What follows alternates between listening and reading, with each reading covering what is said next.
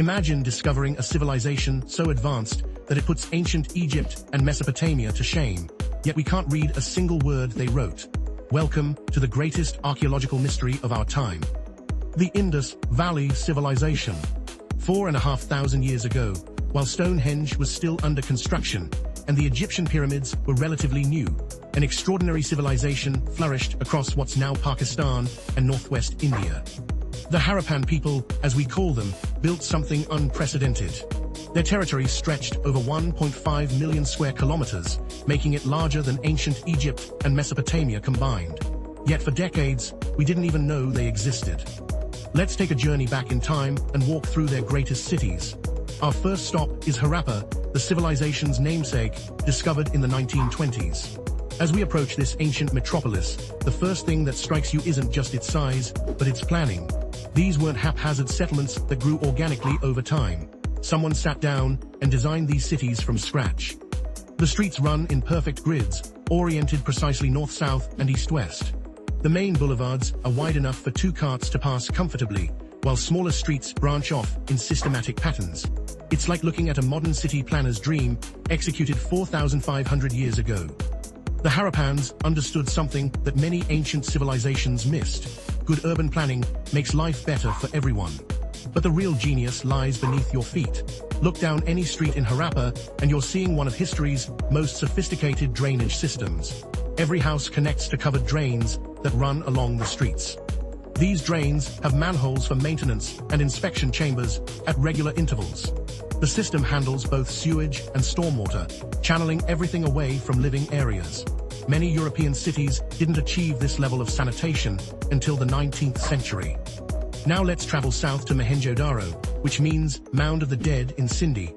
Don't let the ominous name fool you. This was once a thriving metropolis of perhaps 40,000 people.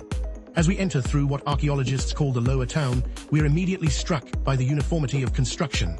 The houses are built with standardized fired bricks, all in the same ratio, length and width twice the height. This standardization wasn't accidental. The Harappans had developed precise weights and measures used throughout their civilization. Whether you were trading in Harappa, Mohenjo-Daro, or any of the 1,000 other settlements, a pound was a pound, and a foot was a foot. This level of standardization across such a vast area suggests remarkable administrative control and communication networks. Walk through any residential area in Mohenjo-Daro, and you'll notice something unusual. There are no grand palaces or temples dominating the skyline. The houses are remarkably similar in size and layout. Most have courtyards, private wells, and bathrooms with sophisticated drainage. Some are larger than others, suggesting social stratification, but nothing like the massive wealth gaps we see in contemporary civilizations. The crown jewel of Mohenjo-Daro is the Great Bath, a remarkable structure that still puzzles archaeologists.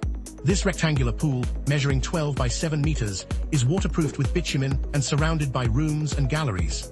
Was it for religious rituals, public bathing, royal ceremonies?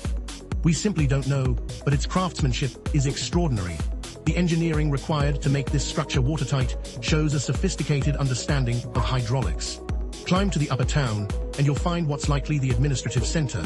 Here stand large public buildings, granaries, and assembly halls. The Great Granary could store enough grain to feed the entire city during lean times.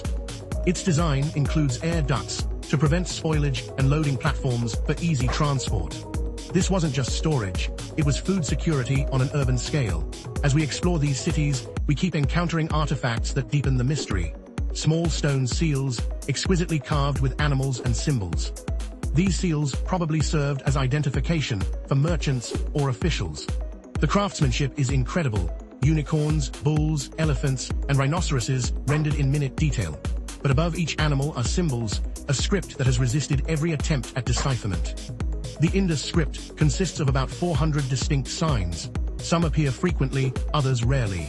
The longest known inscription contains just 26 symbols, while most have fewer than 5. This brevity is part of the problem. With such short texts, it's nearly impossible to identify patterns or understand grammar. Scholars have tried everything. Some believe it's logographic, like Chinese, where each symbol represents a word or concept. Others think it's syllabic, with symbols representing sounds. A few controversial researchers even argue it's not writing at all, but rather a system of symbols for identification or ritual purposes. The debate continues, and with it, our ignorance about Harappan thoughts, beliefs, and daily concerns. This linguistic mystery extends to their religion and governance.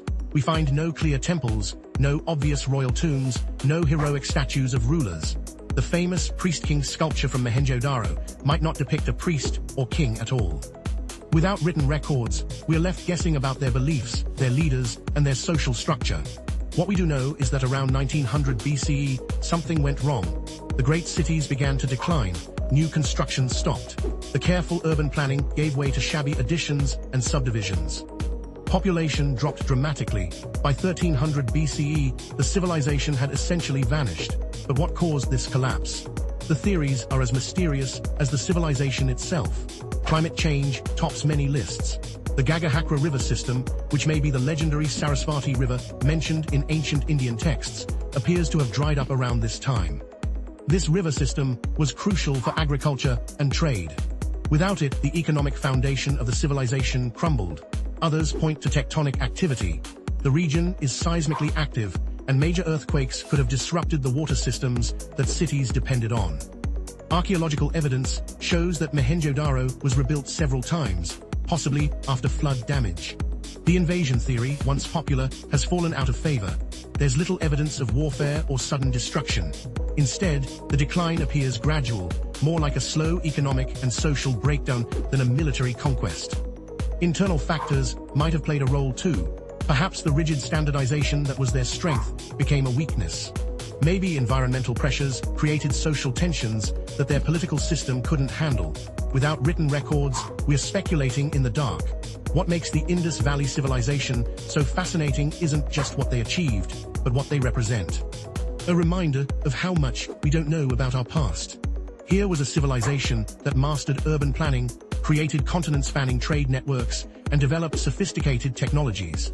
Yet they remain voiceless, their thoughts and dreams locked away behind an undeciphered script. Every archaeological discovery brings new questions.